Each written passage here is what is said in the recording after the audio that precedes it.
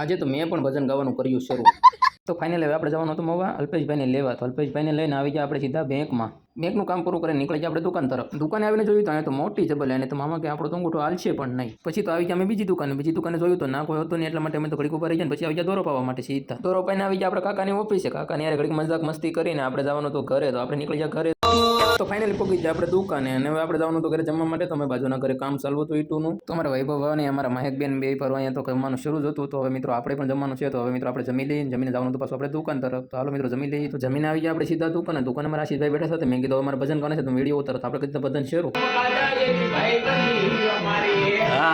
પછી તમારા કાકાએ કર્યું ભજન ગાવાનું શરૂ અને મેં કર્યો ડિસ્કો શરૂ.